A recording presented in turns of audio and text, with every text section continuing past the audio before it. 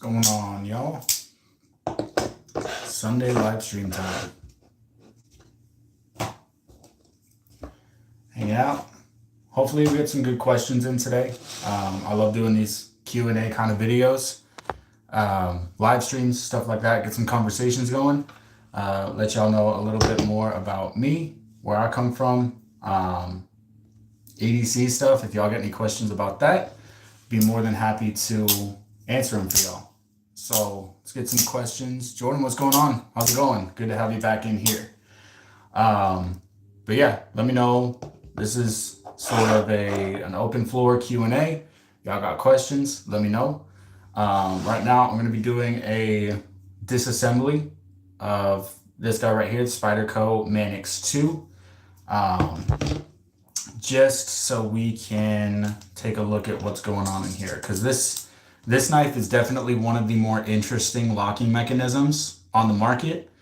And if you're unfamiliar with it, what that poster in the background, it's my boy Ricky Bobby, one of my favorite movies of all time, Talladega Nights. Brazil, what's going on? Yeah, Talladega Nights, easily one of my favorite movies. Super funny. And so I got a big wall poster of that guy right there.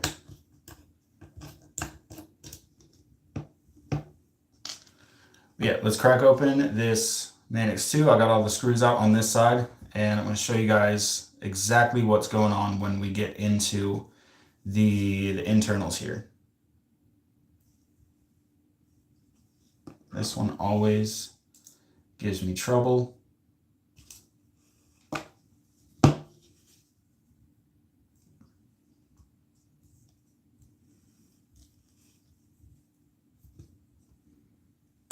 There we go.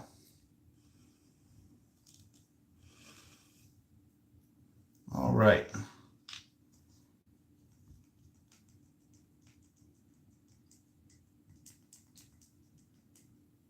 Let's get this tube out of here. There we go. All right. So internals of the Spyderco Manix 2. This is the entire locking mechanism. It sits right in this back spacer right here. And in this cage right here sits a steel ball bearing. Oh, that's actually pretty dirty. Good thing I took this apart. So in the closed position, it seats itself right on this ledge or this lip here. That's what closes it. That's what acts as the detent. So it pushes the spring down on the open. That ball rides along the back. And then when it's closed, you have the tension here from the actual ball bearing. And then you have the back spacer as the stop pin. Close it, you just disengage, take the ball off of that track, comes down, and then you get a nice closing right there. But this is one of the strongest versions of a locking mechanism that's on the market. Stronger than Benchmade's Axis Lock. And I've seen a lot of like durability tests, lock strength tests, to where this locking system right here is actually more comparable in strength to Cold Steel's Triad Lock. Cold Steel's Triad Lock is obviously the strongest locking mechanism that's on the market, but this rivals it as a very, very close second. I don't have all of the data ready, But yeah, just an overall very, very strong locking system here.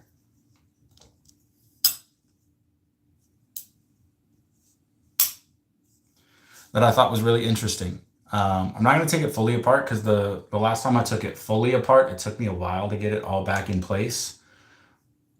But yeah, I think this is a really, honestly, this is the best version or design iteration. How much countries have you been to? I have been to 2 different countries technically. I mostly traveled around the US, and then I took some time, went to Alaska for about a year and a half, and from Alaska ventured into Canada a little bit, but didn't spend too much time in Canada. So technically 2, but I'm gonna say that I have been to just America, because I technically don't count Canada, since I really only went into the Yukon territory, the part that connects to Alaska. So I don't really count that. But yeah, on the close here, what actually stops the blade, it actually stops in 2 different positions here. One in the peak of the finger choil right here, and then also where the ball bearing interacts and stops the blade there. So 2 different contact points there, and 2 contact points on the open locked position. So yeah, really, really interesting locking design. And like I said, it's the best version of it's not a crossbar lock, but it functions in a very similar way to a crossbar lock in the way that it, actuates. You pull down on the pull down tabs right here, which is what closes the blade. But instead of an actual like bar that goes across the blade here, is a ball bearing, a steel ball. So really, really cool.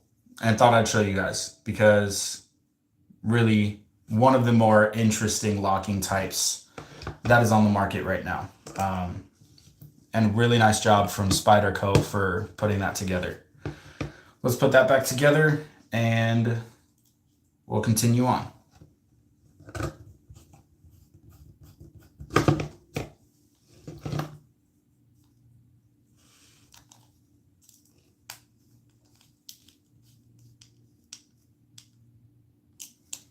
we go. Do I carry any guns?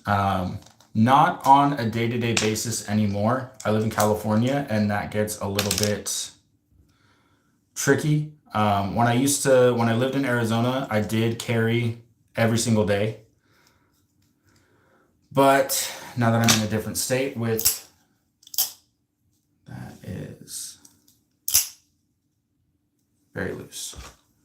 Now that I live in a different state that's more restrictive, I do still have them. I just don't carry them because it is not legal.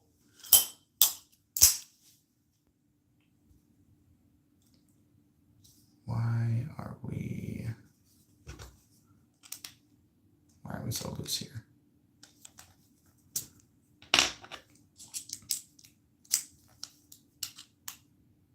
But yeah, I have my AR-15 and my 2 handguns that are chambered in 9mm.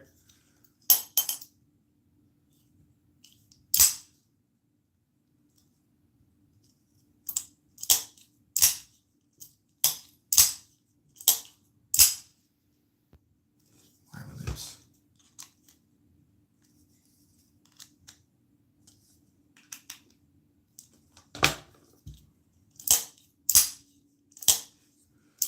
That's why I forgot to freaking put the washer back in. That'll do it. That'll do it.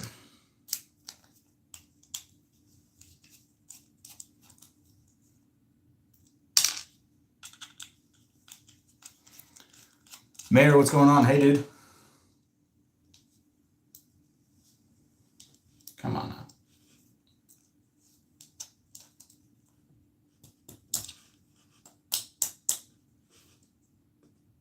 Get out of there.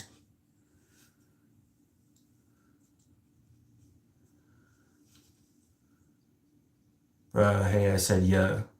All right.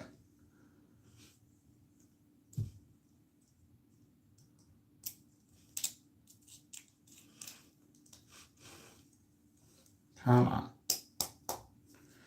Why are you being like this? There we go. All right. Let's get this washer back in here.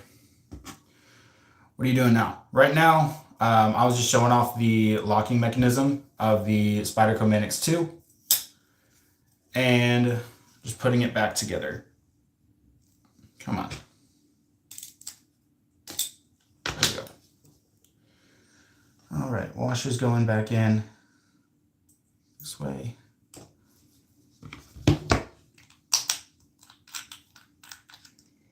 You a fan of F1? Not a ton. I do watch it here and there, but not a big, like, close fanatic of F1.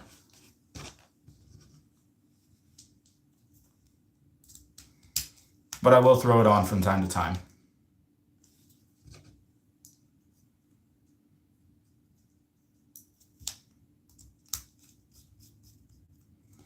There we go. From India, nice.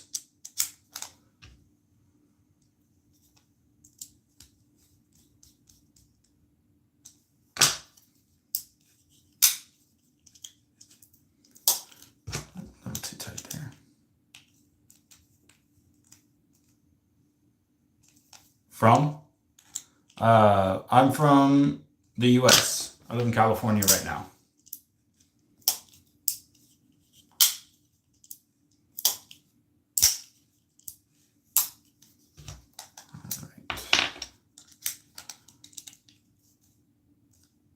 Loosen these up a touch.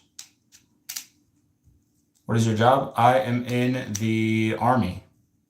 Oh, I'm in the US military.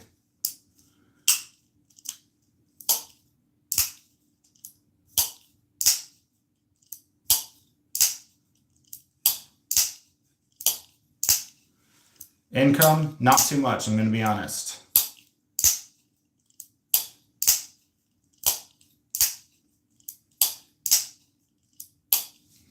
All right.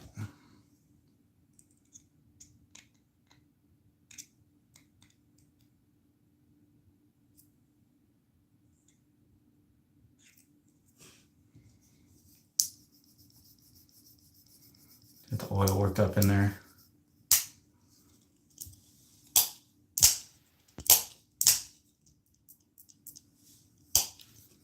Take these back out just a little bit.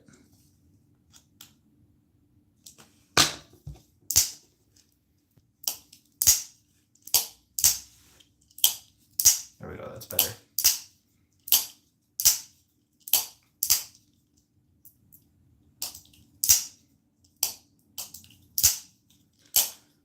There we go. That's all that put back together. So that is the Spyderco Manix 2 and why it is one of the most interesting knives on the market right now. Really interesting, innovative, and insanely durable locking systems. And it's also really customizable too. So there are a lot of different companies that make replacements. Show your room. There's not much to it. I have my Ricky Bobby poster, my shelf right here, got my backpacks, stuff like that, and then my desk, which is a bit of a mess from all the live streams this week, but what can you do? I do need to clean it at some point today. That will be one of the tasks I need to get to. But yeah, super customizable. There's a bunch of companies that make different scales. You can swap out. In India, there's nothing night. All right. There are companies that make replacements for this plastic piece right here. I've obviously swapped out the pocket clip. You can get replacement scales, like I said, screws, all the hardware, and So there are a bunch of ways to make this knife completely your own. And that's the case with a lot of knives on the market, especially something like, a lot of Spydercos. I have a lot of them. Most of them are pretty customized. You can kind of do whatever you want with a lot of knives on the market. Spyderco being one of them. Another company being Benchmade. I have custom scales on here, pocket clip, micarta backspacer. But I haven't done too much to this one yet. I might in the future, but I don't know. We'll see. Kind of like this thing the way that it is. I like the scales. I might switch out the locking mechanism here. It's plastic, and I don't know if I'm the biggest fan of that. So I might swap it out to either like an aluminum or a titanium piece right here. Swap that out. But it's fine for right now. I don't mind it. This one is one of my favorite ones with custom Python micarta scales and a titanium bronze anodized pocket clip. Really, really like this guy. This is one of my favorites. This one is probably my other favorite right now. Has custom textured G10 handle scales, custom finish on the blade, completely custom grinded pattern on the back here, bronze anodized hardware on the back, and then a titanium pocket clip. Absolutely love this guy. But yeah, what are y'all up to? How was your weekend going? And like I said, this is a Q&A session, so if y'all got any questions for me, leave them in the chat below.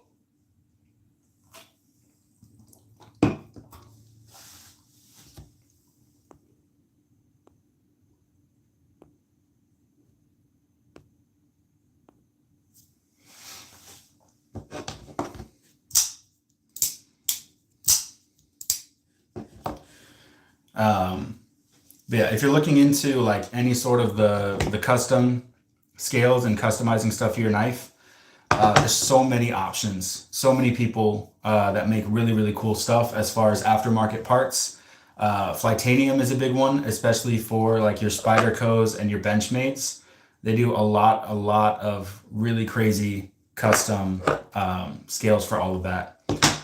Rip's Garage Tech is another really solid choice. That's what I have on here. I have Rip's Garage Tech aluminum scales on this guy right here, and Rip's Garage Tech micarta handle scales on this one.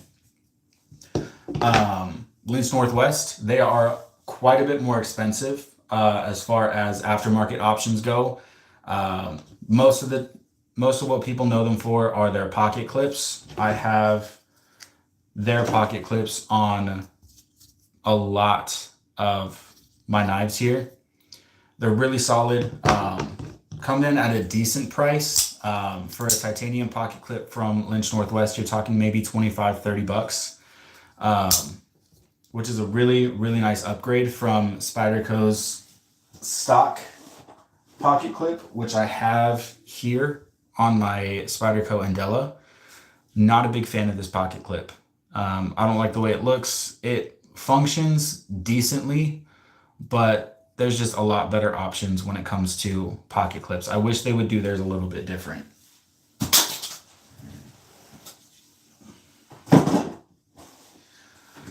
But yeah, as far as like Flytanium just started making their own titanium handle scales, and those run pretty freaking expensive.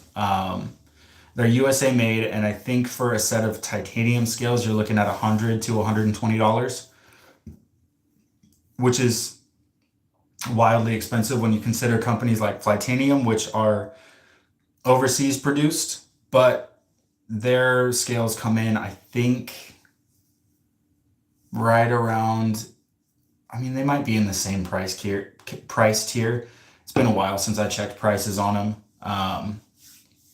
But I know like Rip's Garage Tech, these aluminum scales are like $70. And then if you wanted to get titanium, you're looking at like $150 to $200 depending on the finish that you get.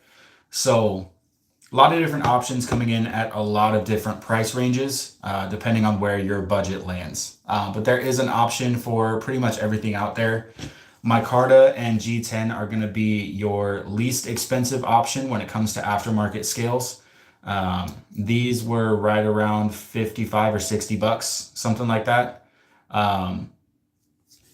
And then if you're looking at Flytanium, a lot of their handle scales in either G10 or micarta come in right around like $30 or $40. So a lot of different options in very ranged and varied price categories. So if you're in the market for customizing your knives, there's an option out there. You can even go with like 3D printed scales. If you can find the, what is it called? CAD files, I think is what they're called for like 3D printing. You can go that route. But yeah, if you want already produced scales for your knives, you're going to be looking at generally within the $50 to $100 price range, depending on what materials you go with and what company you decide to get your scales from. Rock Scale Design is another one. They make hardware, backspacers, a bunch of different stuff for a lot of different knives.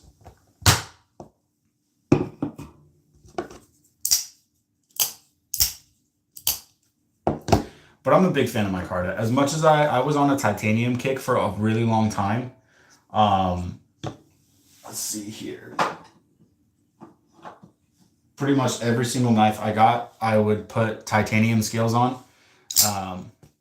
Big fan of titanium. These are titanium as well. These are not aftermarket. They came on the knife, but used to be really big fan. I had a custom built Spyderco Para 3 maybe about 3 years ago that I did a full titanium build on.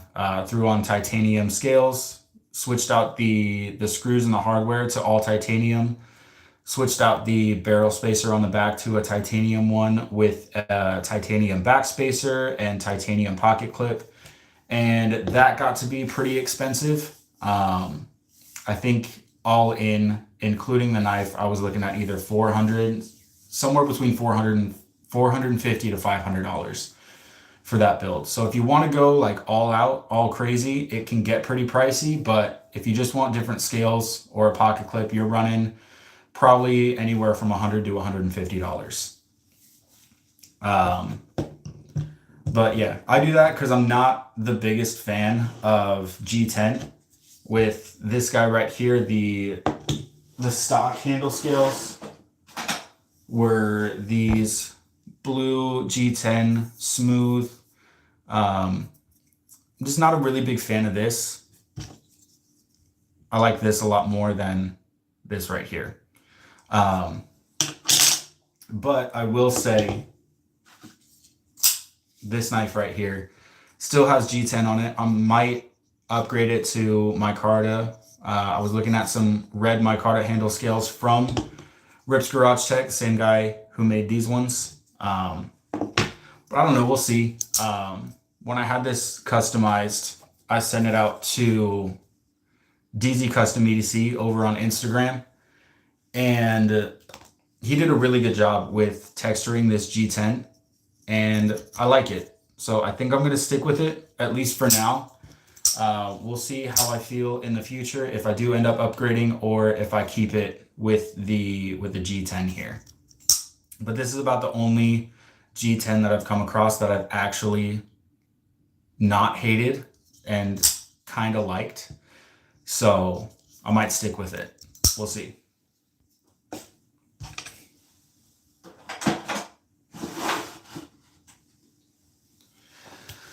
But how are y'all doing? How's your Sunday going? How's your weekend going? What have you guys been up to? Let me know. The energy drink I'm drinking right now is the Ghost Original. Been actually really liking this. It was, when they first came out with it, it was kind of hard to find. And now Costco has a variety pack for not that much money with this one in it. So really digging that.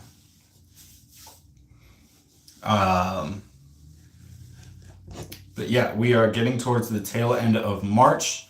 I've covered this in previous live streams, but every single month I switch out my EDC rotation.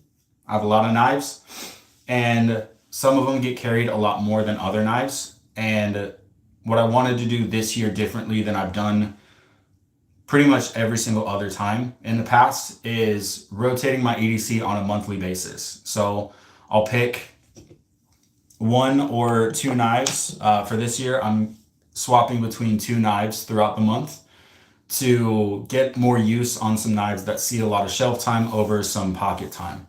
And this last month, I've actually been using these 2 guys right here. The Spyderco Yojimbo 2 and the McNeese PM Mac 2. Now, over the month, this one sort of let me down a little bit. I was really hoping, over a month that I wouldn't really have to sharpen this all that much. It's Magna Cut steel. It's a really tough built, overbuilt knife made for primarily like heavy duty use, a lot of hard use tasks. And even though it's a great knife, I love carrying it. It's really comfortable to use. The edge started dulling out on me and really, I don't know. I just wish the edge held up a little bit better on this guy over the course of a month. It didn't take really all that long for the edge to start to slip out on me when cutting through different stuff, primarily cardboard. I mean, it's a thick knife, so it's not the most slicey knife on the planet, but I did wish it just held up a little bit better. But I still love it. That doesn't change how I feel about this knife. But yeah, it was just a hair of a letdown. This knife, however, I did not sharpen this once. I did not touch the edge at all during the course of the month. And I'll show you guys here. The edge on this guy, still razor sharp.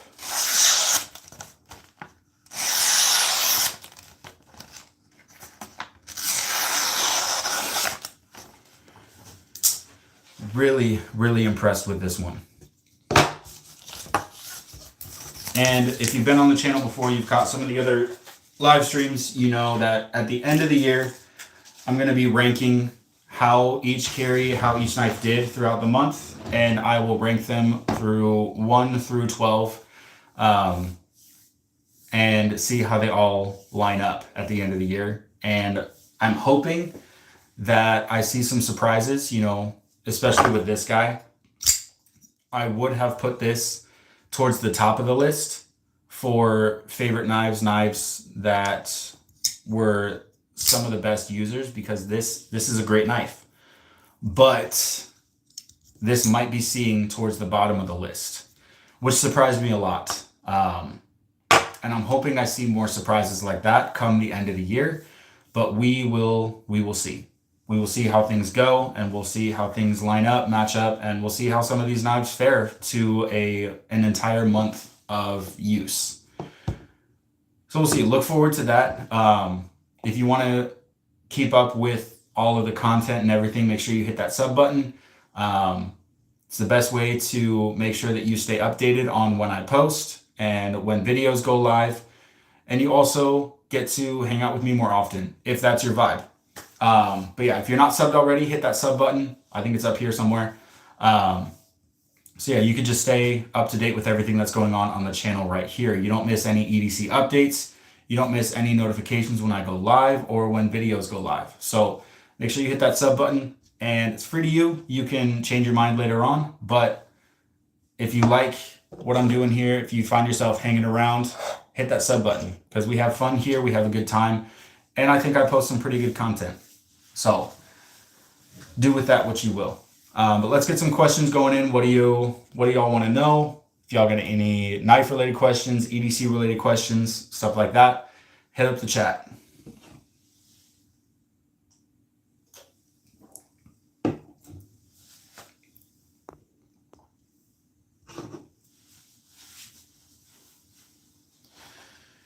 Yeah, as of a couple days ago, we just broke 1,200 subscribers, which is fucking fantastic. I'm really stoked about that, and a huge shout out to everybody that's been hanging out with me over the last probably about 4 years here on YouTube. It's been a long time coming. It's been a lot of grinding, a lot of building, and stoked to finally break through that little milestone right there. For the longest time, it took probably a good 3 years to even get to 1,000. So it's been a long time in the making, a lot of hard work on my part, getting content out to you guys and posting stuff that I think you guys would actually enjoy. So yeah, make sure you hit that sub button, follow along for everything that we're doing here on YouTube. But yeah, this is a Q&A session. So if you guys have any questions, let's get some conversations going. Let's get some questions going, and let's have some good EDC talk. Also, if there's anything you guys want to see, let me know. I've got a lot of knives. I got a lot of stuff on the shelf. So let me know. Let me know if there's anything that you guys want to see, or yeah.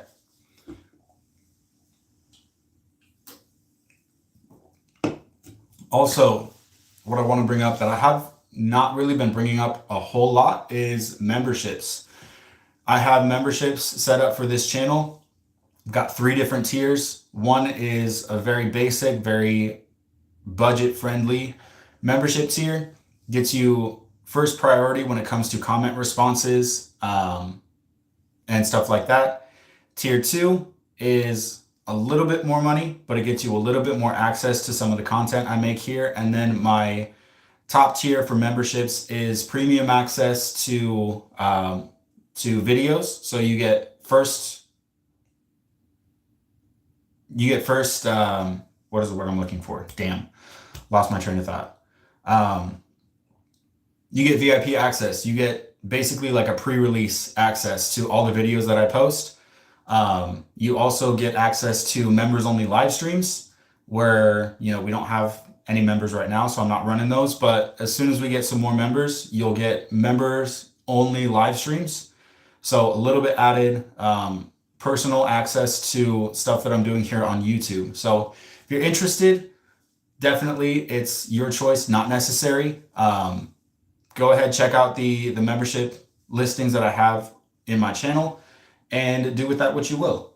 We have a good time here, and that lets you have an even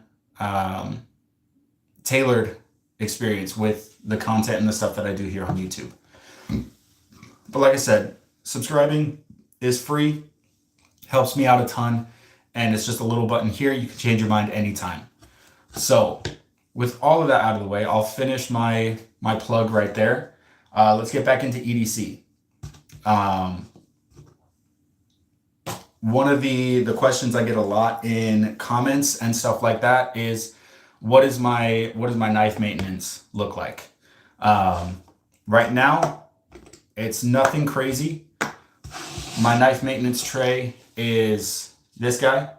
It is a little custom wood-made EDC maintenance tray from, I don't want to spill anything on the front here, but I don't know if you can see that. It's by a company called Pine and Print. My good buddy, I forget his name. I only know him primarily as Pine and Print. He's got an Instagram page. He has an Etsy page, and he makes a lot of these really cool like desk trays, organizers, stuff like that. So this is my primary knife tray that I do a lot of my, pretty much like 95% of my knife maintenance on. It's a good way to keep everything organized. I have spots for different screws. Nice tray here. All of my bits are right here as well. And then also knife. So I can keep everything organized. I don't lose anything in the process of stripping down, cleaning a knife, doing stuff like that. As far as tools go, I have a very cheap, I don't know if you can see that, It's an iFixit like electronics tool set. Has a lot of different bits. It has Torx bits. I'm probably going to be upgrading soon to a Weehaw bit set. I think they're just a lot better. But this has treated me really well over the last probably 3 or 4 years. And I just haven't seen a reason to switch it out. The bits seem decent quality, comes with a bit driver and a nice like hard carrying case for everything to stay organized in. But as far as everything else goes, I use these like Zeiss, whatever you want to call them, lens wipes. They're meant for glasses, but they're just alcohol pads. So really nice for cleaning up extra oil on knives, any grit, dust, any tape or sticky residue that gets on my blades from either food prep or cutting down a shit ton of boxes. These come in really, really handy for getting everything off of a knife blade, but also cleaning off surfaces, polishing up washers. Using this definitely helps. So I always have a box of these on hand ready to go. I also have a Loctite glue stick for Loctiting down screws so they don't spin out. It's a good way to keep screws screwed down. I always use this anytime I take a knife apart or clean up a knife, do anything like that. I always throw on some Loctite, and this is my preferred Loctite over like the liquid that comes in the bottles. That gets everywhere. The bottles never stay shut and they leak everywhere. This is a nice little glue stick that I just dip the screw in a little bit, get a little bit of Loctite on there, and then the screw is ready to go. It doesn't like harden up like the red Loctite. If you're going to be doing any sort of knife maintenance, blue Loctite is the way to go. It holds its grip, but it doesn't like harden up and get stuck like red Loctite does. Red Loctite is great if you're getting a screw in place and you never want it to move ever a day in your life. Taking out any sort of screw that has red Loctite in it is a pain in the ass. You basically need to take like a hairdryer to it for a couple of minutes, put it in a bag and set it in boiling water, something to soften up that Loctite. Red Loctite is a pain in the ass. Blue Loctite will save your screws from falling out of your knife. And then knife oil. I picked up a set of knife oil from KPL, pushing right about like 4.5 years ago. This is the knife oil that I use on every single one of my knives. Every single time I take apart a knife, I throw some KPL on there. And the main one that I use is the silver bottle, the original. This handles everything. OTFs, washers, bearings, everything like that. I use this bottle right here. I've been using it for 4.5 years and you couldn't even tell. There is a little bit of an air pocket showing, but I mean, this bottle right here has lasted me 4.5 years. You get so much use out of just a little bit of knife oil right here. This has been absolutely amazing. It stays in place well. It keeps its, I mean, you see here, keeps everything buttery smooth. And even on this knife right here, I took it apart once, maybe 3 years ago, and it's still super smooth.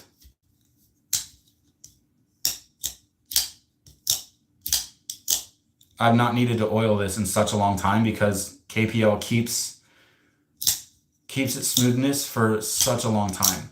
And oil is also a really good way to keep dirt and dust from building up inside of your pivot area. This kind of pushes all the dirt, the dust, everything away from the pivot area and away from where there's lubricant.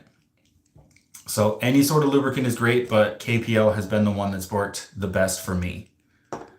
And aside from that, the only other thing that I really have in my knife maintenance kit is any sort of pocket hank that has microfiber on the back.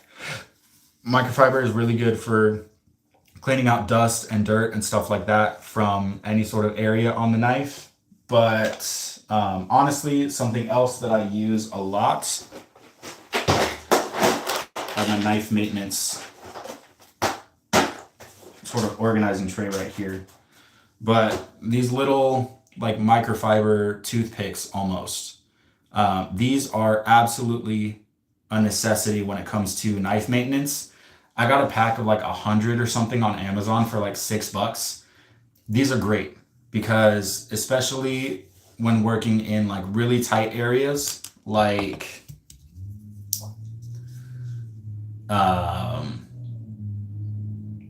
detent tracks, and I'm trying to see if I can, basically any small little surface or crevice on a knife, this is really good for getting out any dust buildup, any dirt buildup, stuff like that. You can swab this around in some knife oil and get in some areas where you don't want too much oil, but just enough. These are absolute lifesavers for that. And they're not expensive at all. Like I said, I picked up a bag of like 100 of them for like $5 or $6, something like that on Amazon. I've had that same pack for about 4 years now, and I still have probably a good like 70 left. I don't go through them all that often. But also a nice little portable knife sharpener that I tend to have on me most days. I don't do anything crazy, but you know, if an edge starts to dull out, starts to slip, just needs a little bit of a touch up, the Work Sharp Guided Field Sharpener is such an amazing tool that I think is really underrated. And a lot of people kind of brush it off because it doesn't look like anything fancy. But this, I can get an edge from like super fucking dull to razor sharp in a matter of minutes. And if it just needs a quick touch up, I've got a ceramic rod and a strap on the backside here for just quick and easy touch ups on the knife blade. This has saved my ass so many times. My last live stream, I actually ended up sharpening out a couple of my knives that needed it and just broke it out, did it right here on the table. So just a really quick, easy way to get your knives back in shape and to keep your edges nice and fresh.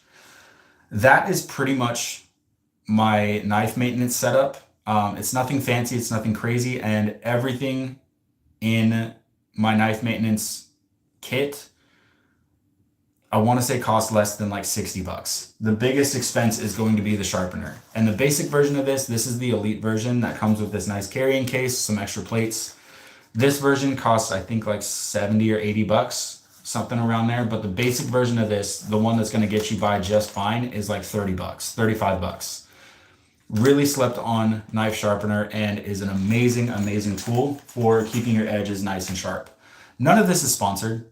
I don't have any discount codes. I don't have any affiliate links for anything. It's just good shit that I think you guys could use.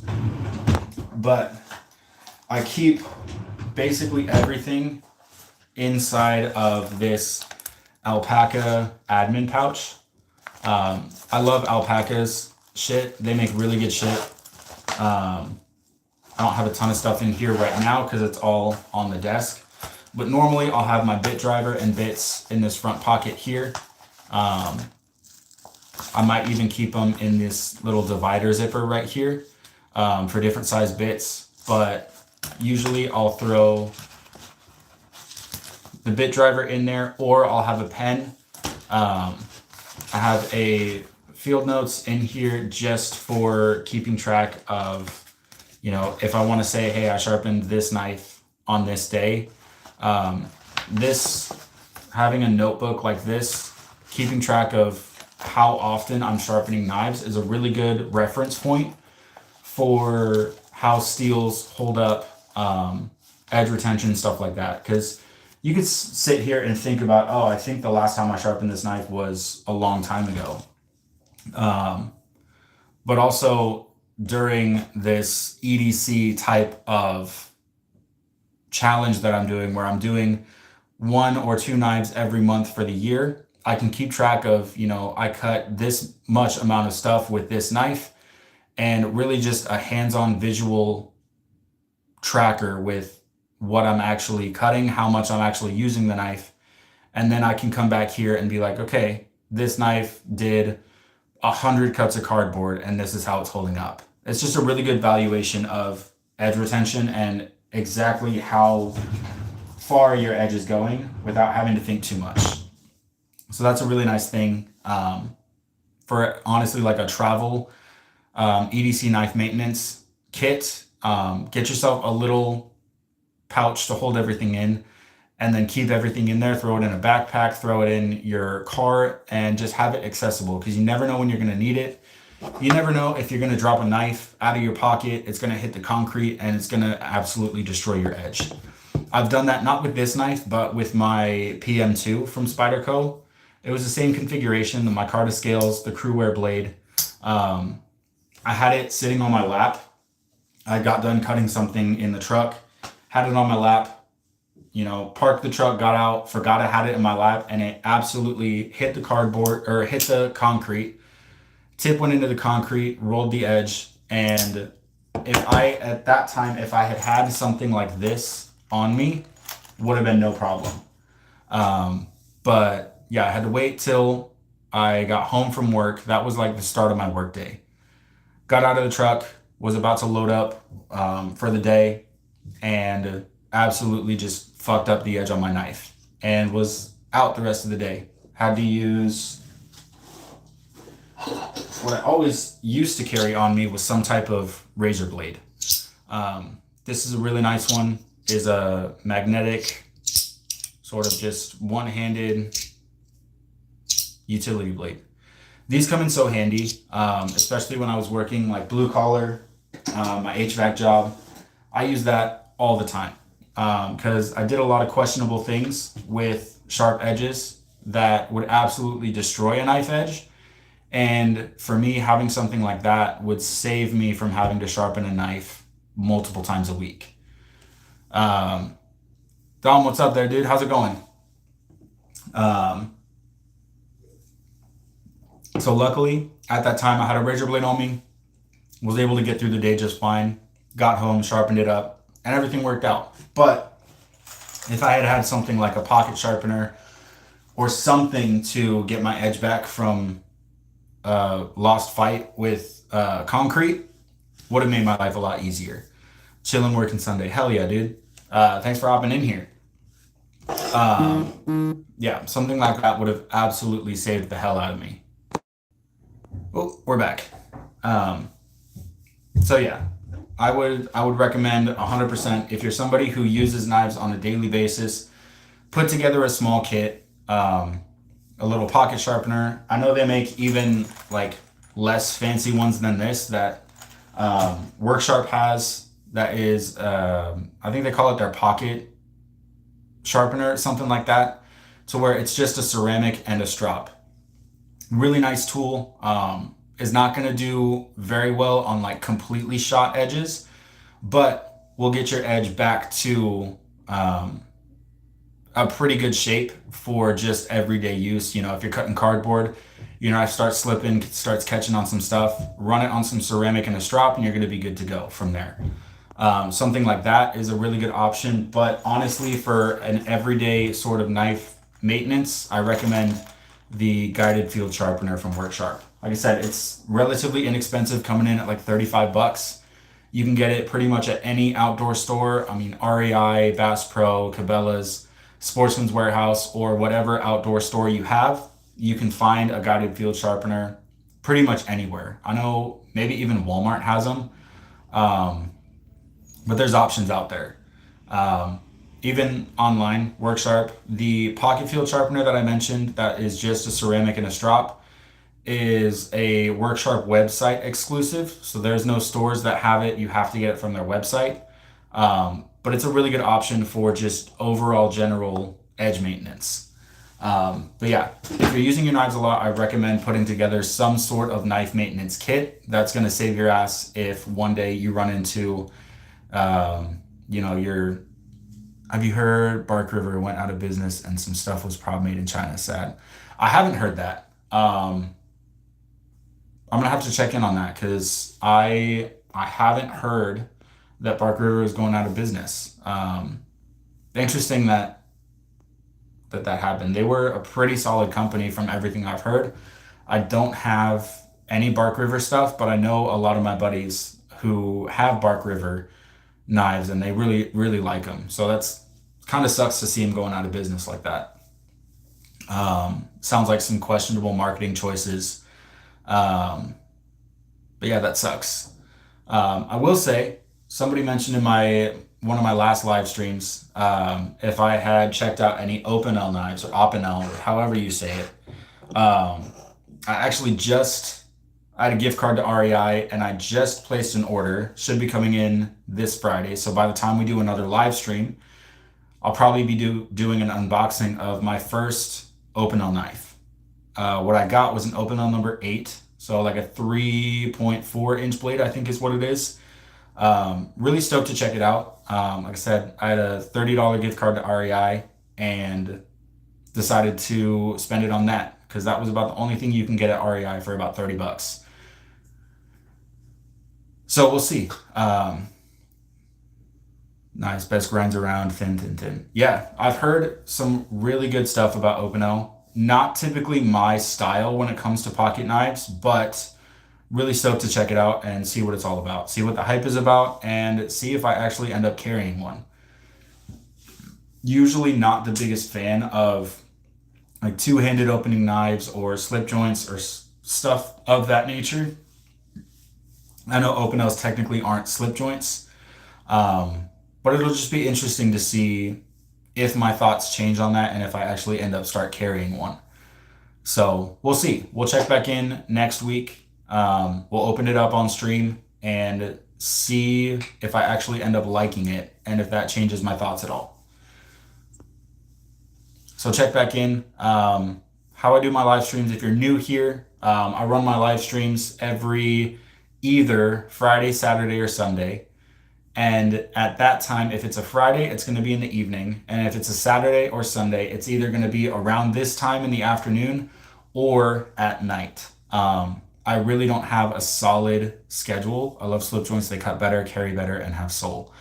I can agree to some of that. Maybe it's just because I haven't had the right slip joint to carry. I've never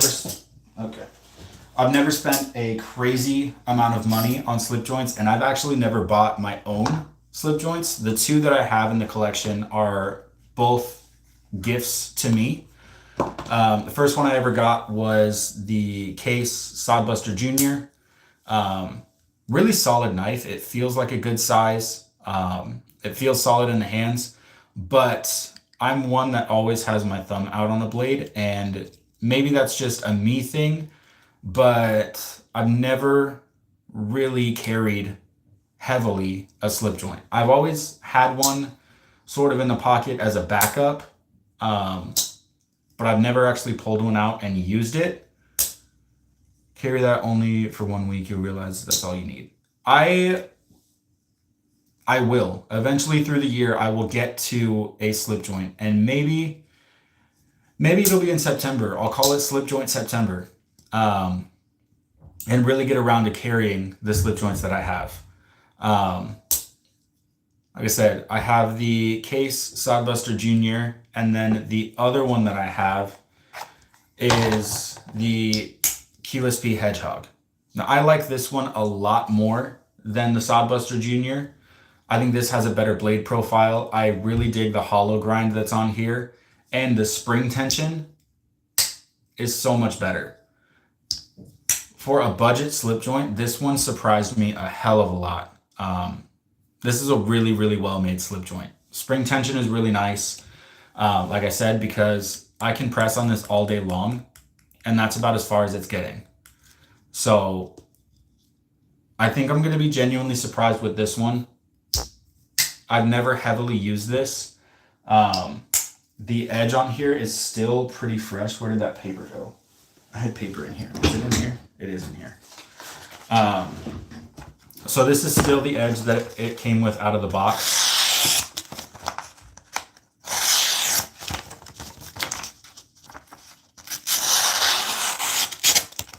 Really nice edge overall.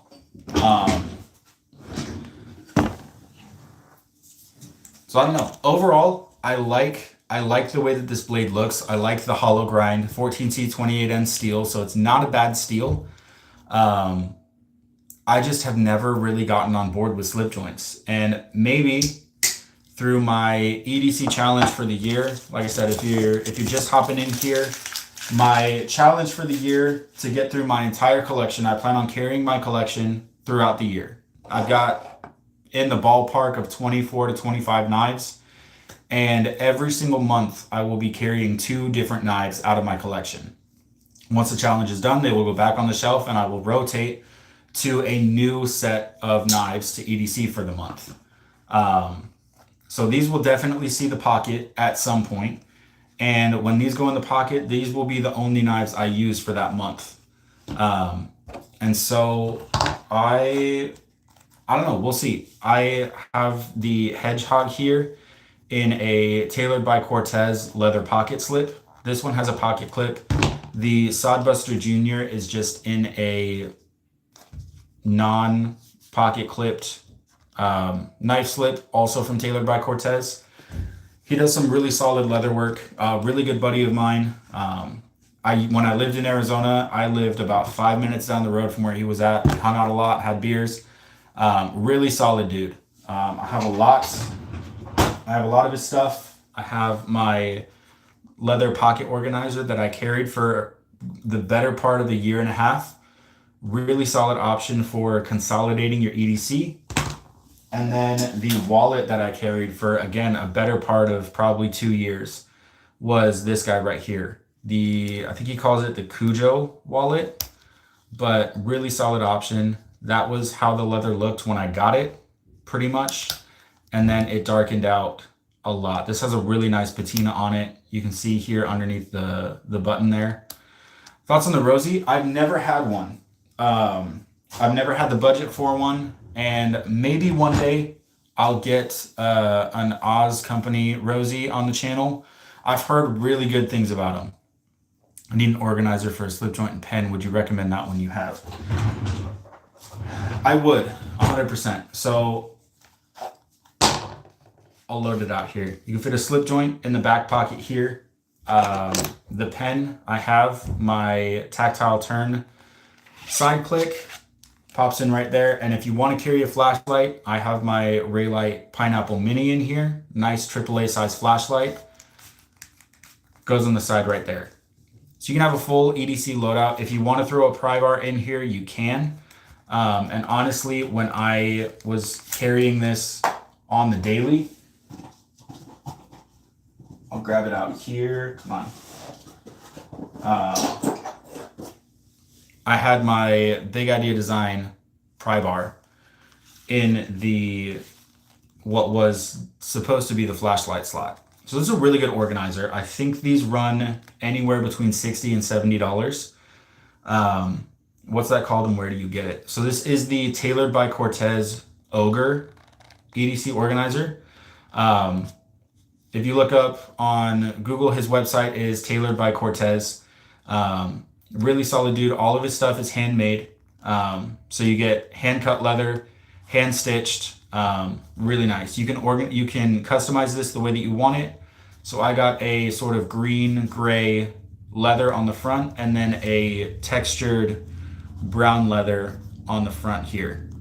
But really nice. Like I said, I've carried this in the pocket a lot over the course of from the time I got it, which was probably about 3 years ago, I want to say. And yeah, this was a really, really nice way to consolidate my EDC. I could throw this in the pocket, and then when I got home, I'm not fishing through all of my pockets trying to figure out what gear was where. Just take this out, put it on your nightstand, and then in the morning when you're ready to go, you have your EDC, stick it in your pocket. I really, really like this type of organizer. Now that I am in the military, my uniform has pockets out of the ass. I think altogether my uniform has like 12 or 14 pockets altogether.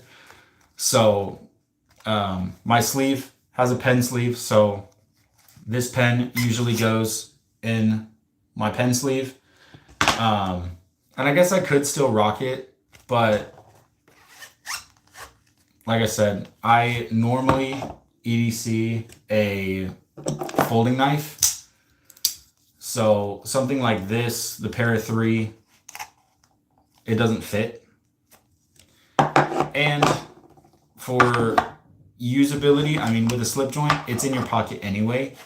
So pulling this out of your pocket and taking out a slip joint is no different than reaching into your pocket and grabbing your slip joint. That being said, I do have this one. So if I'm carrying a slip joint, this is the slip I'm going with. Because I can just stick it in the pocket. And then I have a little lanyard on here so I can easily just pull it out of my pocket, use the knife, and then slip it back. But if you're a dude that carries a bunch of gear, like a pen, a flashlight, or a pry bar, and then another knife, something like this is definitely a solid option. Like I said, I did carry this consistently for about 1.5 to 2 years.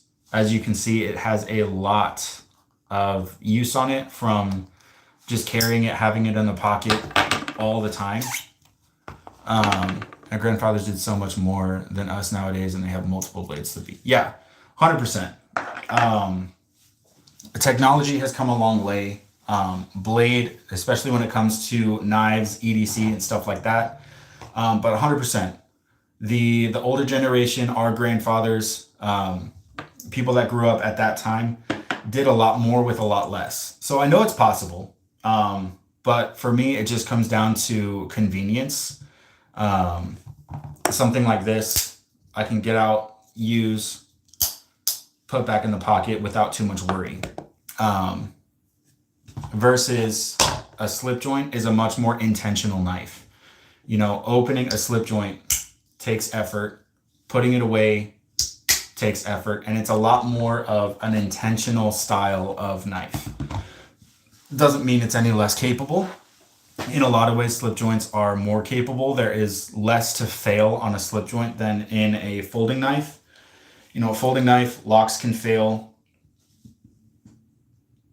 pocket clips can break. You know, things can happen to a folding knife that is less of a worry on a slip joint. I mean, a slip joint, the spring can wear out. If there's no pocket clip, the blade can break. But again, most of the time with slip joints, they are more affordable than your typical folding knife. So they're easier to replace. I mean, the Case Sodbuster Jr., this is like a $20, $25 knife. If this breaks, I'll just go out and buy another one. But in the case of my Manix here, this is a $600 knife. And I'm not just going to go out, if this breaks, I'm not just going to go out and spend another $600 to replace this. That's not going to happen. So in the case of, you know, convenience and everything like that, you're more comfortable using a slip joint for pretty much everything, because if a slip joint bites the dust, you just go out and you buy another one. They're relatively inexpensive, and most of the time they're actually pretty decent knives. It just comes down to, at the end of the day, for me, convenience. But again, we'll see. Like I said, I'm going to be carrying these slip joints at some time during the year for an entire month, and maybe my thoughts will change on that. The Mr. Gonzalez, what's a good slip joint? The two that I just showed, honestly, are really decent slip joints for what you're paying. The Case Sodbuster Jr. is a classic American-made slip joint. Like I said, for $25, $30, somewhere in that range. I don't know what they're at right now. It's a really solid option. The steel is nothing fancy. It's just a piece of stainless steel. But again, when you're talking $20 to $30, you can't really be super picky when it comes to the blade steel. But if I was going to recommend one, at least the ones that I've handled, that I've had in the collection, this is going to be the one that I would recommend. The QSP Hedgehog. They make a bunch of different versions of this, a bunch of different scale materials. And even if you look at traditional pocket knives, they have versions of this with titanium and fat carbon and M390 or 20 CV steel. So even better option. And those come in, I want to say last time I looked, if they're still available, I don't know if they're still making them, but they're somewhere in the $100 to $120 price range, which for the materials and everything, it's a really nice, really decent price point. The reason I love Benchmade is because of the fidget factor. 100%. I'm with you. Jack Wolf has an entry level with CPM 154 that are really good under $100. 100%. Jack Wolf, what are they calling it? I don't remember what their line of their budget slip joints is called, but 100%. They recently, within the last like year and a half, came out with a budget line of their slip joints. Instead of titanium, they're using stainless steel. A lot of the time it's either mixed with G10 or micarta, and then more budget blade steels over S90V. Usually it's the CPM 154, 154, something along the lines there, coming in at a really palatable price point compared to their fancy slip joints that I think retail for somewhere in the range of $250 to $300. So also a really solid option there. I think, Dom, you had mentioned Great Eastern Cutlery. 100%. I have not dove too deep down the slip joint rabbit hole, but like I said, once I carry these slip joints for a whole month, I might be swayed. I might have a different opinion, and I might be picking up some slip joints. I'm gonna have to see once that month comes and see how I feel.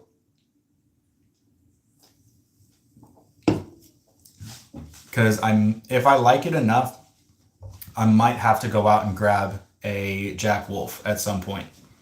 See what the hype is about. But yeah, those are all solid options. If you're looking more on the budget side, less than $50, you're looking at Case, QSP, Hedgehog. These are the only ones that I've tried, so I can't speak for any other slip joint companies. Maybe some of you guys watching right now, like Dom said, Great Eastern Cutlery, Jack Wolf, those are more up in the price category. I think last time I checked, Great Eastern Cutlery is somewhere in the $50 to $60 range. Let me know if I'm wrong on that. And then the Jack Wolf, their entry level is right around the $80 to $100 price range, if I'm remembering right. But yeah, as far as fidget factor goes, Benchmade is a really fidgety type of knife.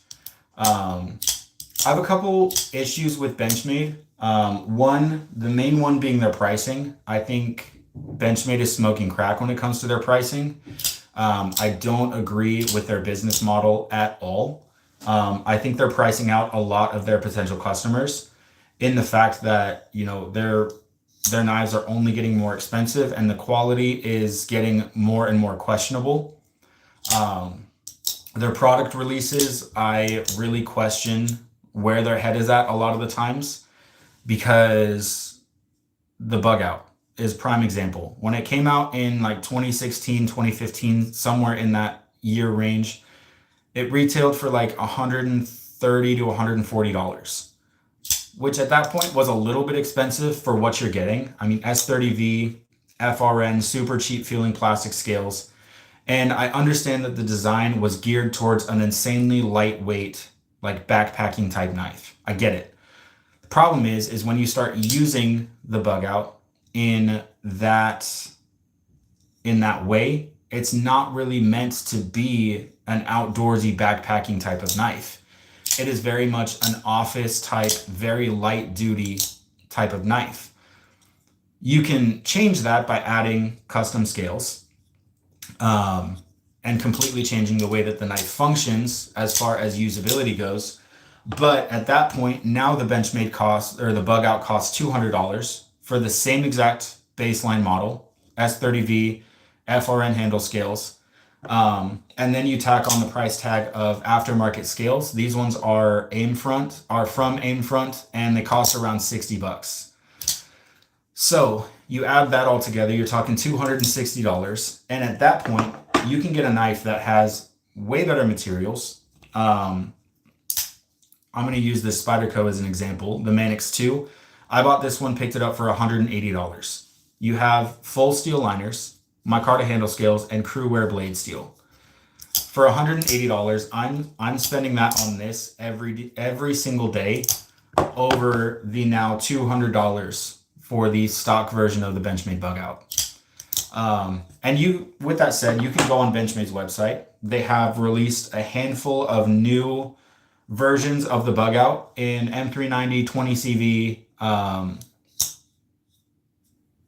I think that's the main ones that they're using. Some in Magna Cut now with Knife Center. I will say the Knife Center exclusive that they have now with the bug out, it's the same FRN handle scale, so the same absolute dog shit handle scales, but it's Magna Cut steel. So a little bit of bump up in materials there, but still, if you want this to be a usable knife, you're talking, again, like $260 for aluminum or even $300 plus for titanium. Great Eastern Cutlery can't buy anything under 100, so 100 to 500 honestly. New from dealers is around 150. Yeah, I'm not, like I said, I'm not super knowledgeable when it comes to slip joints and stuff like that, so I apologize for the misinformation there. Dom, thanks for fact checking me.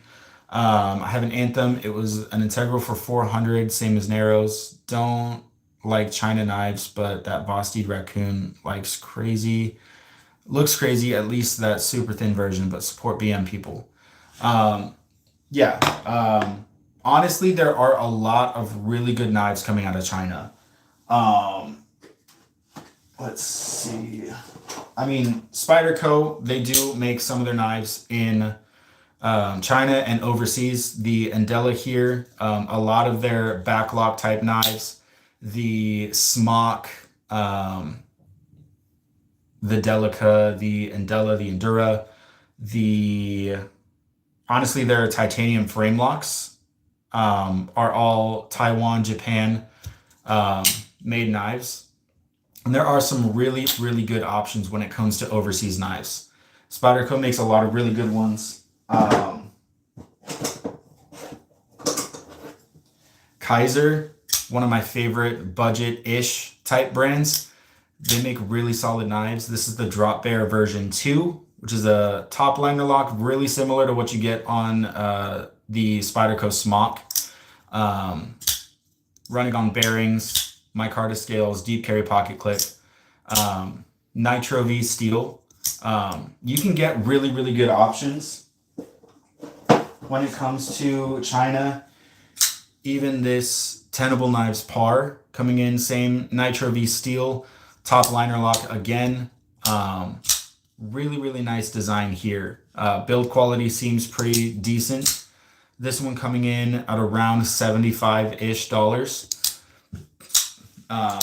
The Kaiser, the Drop Bear that I just showed, is around 45 to 50 bucks.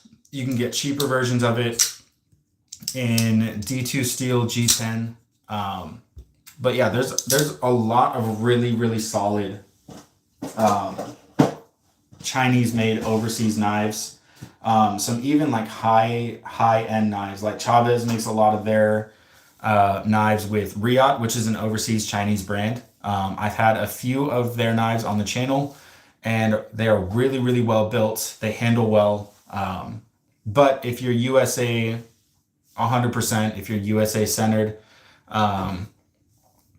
then prices get really, really crazy, especially when it comes to Benchmade. Their pricing is absolutely insane. The bailout now, Red Horse, what's going on, dude? If you're looking at even like the bailout, that's an M4 steel, I think now is going for like $300 to $400 when it used to be $180. The Freak, like everything is just jumping up to an insane level of pricing when it comes to Benchmade. And that's why I've kind of stopped being on the Benchmade trail. Like I said, I have my bug out. I have my Griptilian that I got a long time ago. I've got my Griptilian. I've got my Benchmates. However, I will not be buying another one just because I don't really agree with a lot of what they're doing. They're making a lot of questionable choices when it comes to their business model. And like I said, I think they're pricing out a lot of their customers, a lot of their potential business. They are just pricing themselves right out of. And that's on them. Hopefully they fix it because I mean, I know inflation is crazy, but there's no way that inflation is that crazy. To the point where you're marking up the exact same knife, same material, same exact knife that you had when it released originally, that it costs another 60-ish dollars to manufacture. I don't think that is really the I don't think inflation is that crazy.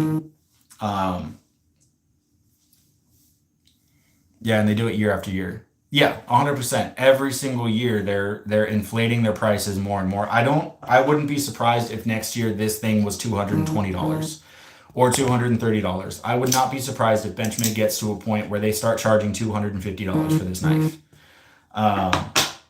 Just with the way that everything is going, that would not surprise me in the slightest. But why I've gone from Benchmade to Spyderco is I feel like Spyderco is doing it right. Even though their prices are getting more and more inflated, same as Benchmade's, it's not getting as crazy. And on top of that, they went from using I think their stock materials are better. Using G10 on a knife like this as an EDC focused knife. G10 is a much better handle material. It's not that much more expensive than FRN. It lasts better, it holds up better. And on top of that, they went from using S30V to S45VN, which is a minimal, albeit it's a minimal jump up in material, but it is an improvement nonetheless. I'm finally getting a mini goggle and hope that my itch gets fixed. Yeah. So while Spyderco is inflating their prices, I feel like a lot of the times their pricing is generally pretty fair. Like I said, the Manix 2 that I picked up here, $180, which already is better than what Benchmade is doing with their borderline, their cheapest. Like you can get a mini bug out for like $150 to $160. But again, you're still looking at FRN handle scales, S30V blade steel. Whereas you jump that up $20 more, you get Crewwear blade steel, full steel liners, micarta handle scales, like everything is just generally better. And you also get a better locking system. For me, that does it a lot better. This Spyderco right here, the Bodacious, is, I think when I picked it up, it was $230, either $230 or $240. But you get Spyderco's Spy 27 steel, which on paper should be generally better performing, mildly better performing than S45VN. The steel choice there, really nice. Spyderco's proprietary steel. You getting the new PM2 or PM3 from Blade HQ? Probably not. Probably not. The reason is this guy right here. I think the Manix 2 is an overall better knife than the Paramilitary 2 from Spyderco. That might be a crazy take, but I have had the Crewwear micarta variation of the Paramilitary 2, and I think the Manix 2 is overall just a better knife. It feels better in the hand. You don't get that weird massive hump here from the Spyderco hole. For me, it's just a little bit awkward when you're going to use it. And you don't get that with the Manix 2. I think the Manix 2 also has a better blade profile. I think it has a better lock, and overall just feels better in the hand. So after having both, I do think the Manix 2 is the better option between the two. And so the new MagnaCut G10, gotta go. No problem, Red Horse. Thanks for checking in. I think the Manix 2 is overall the better option when it comes to either the if you had to choose between the PM2 or the Manix 2 here, I think the Manix 2 is by far the better choice. So the new release with the MagnaCut and G10 PM2 and Para 3 from Blade HQ, it doesn't really interest me all that much because I already have 2 Para 3s. One is the lightweight that I've changed the handle scales out from, CTS BD1N steel. Really not a bad steel when it comes to budget blades, but I also have my full custom 10V Para 3. So for me, it doesn't really strike my interest all that much because I have two Para 3s already, and I like the Manix 2 more than I like the PM2. MagnaCut is a solid steel. No doubt that Para 3 or that Spyderco has the best production heat treat on it out of any company out there. But I also have 2 other knives in MagnaCut.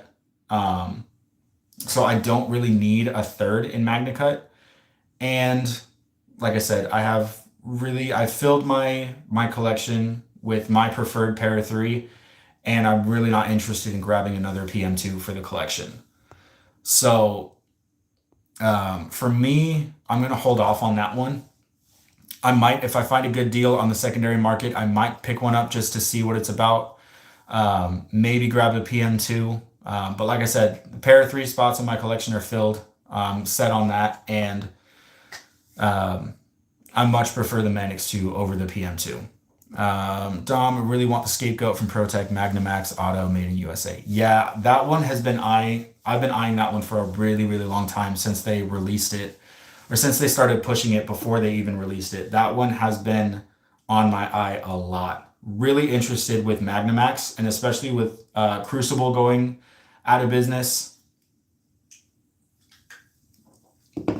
and that being pretty much probably the last steel we'll see from Crucible before they get completely bought out.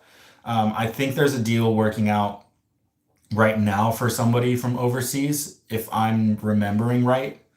That might have just been rumors, but yeah, before they get bought out and it's still completely USA made, I would really like to get my hands on some Magnamax and just see how that fares. But also the scapegoat has been one of my all-time like grail Chavez knives. Been really wanting a scapegoat for a really long time, and having a ProTech version of that I think would be super solid. So I might try and move some pieces in the collection around and see if I can make that work, but we'll see. That's probably the one I'm eyeing the most for my next knife. I've had a couple ProTechs, get some 15V, it will never be produced again. Yeah, I've also had my eye on a couple 15V Spydercos, the Native 5. The reason I didn't pull the trigger on that a while ago is because I'm not super sold on backlocks. But I've also had my eye on a lightweight Para 3 in 15V. But again, I don't need another Para 3. So I would have to either sell. This one would probably be the one that I would sell. But in the same turn, I already have a Para 3 in 10V, and I don't think 15V is that much more crazy of a steel to the point where I would need another Para 3 in 15V. That's just my take. I bought the G10 Sage 5Rex 121 for $250 out the door on Amazon. Amazon is such a solid place for buying Spydercos, especially if you go with Onaka. Whatever the Spyderco retailer is on Amazon is where I bought both my Spyderco Bodacious and my Manix 2. Both of these were from Amazon, and Amazon is such a slept-on place when it comes to buying Spydercos. Diamond cut steel posted on here. Okay, I'll have to check that out. Let me write your name down so I can check it in the future, because these comments from the live don't save. Chat doesn't save on the video. So let's see. Dom Bond. Bond 6515. All right. Got you down there. I'm going to check it out as soon as this live is done. So we got that good there. Yeah, the Stage 5 Rex 121. Rex 121 has interested me a lot. Okay, Diamond Cut Steel is his channel. Gotcha. Diamond Cut Steel. Sick. Yeah. Rex 121, I've been interested in it for a long time. However, I will say it myself, I'm not the best at sharpening knives. I can get by. I'm getting better, but Rex 121 kind of intimidates me because it is, from what I've heard from people who are very good at sharpening, it is a pain in the ass to sharpen, which intimidates me a little bit because while it is an insanely tough steel, edge retention is absolutely one of the best on the market. I fear that if it dulls out or if I fuck up the edge, that I will not be able to get it back. And that's my fear. Most of the steels in my collection, I've kind of tailored to steels that are really tough, usable steels, but I can also sharpen them back relatively quickly, with little to no pain or tears involved from me trying to sharpen an edge for an hour and not getting anywhere. So I might check it out. 15V is in the same boat for me, in the fact that I hear it's not the easiest to sharpen, and coming from somebody who's not great at sharpening, we'll see. We'll see. But definitely, I really want to get my hands on that ProTech scapegoat. I might be in the market of moving some of my collection over to pick that one up. But like I said, we'll see. We'll see how that plays out. And if I do end up getting one, I'll let y'all know. We'll do a live stream, and we'll figure it out. But I think this is where I'm going to cut it off from here. I appreciate y'all for hanging out with me. I hope y'all have a good rest of your Sunday, and I hope y'all kick this week's ass.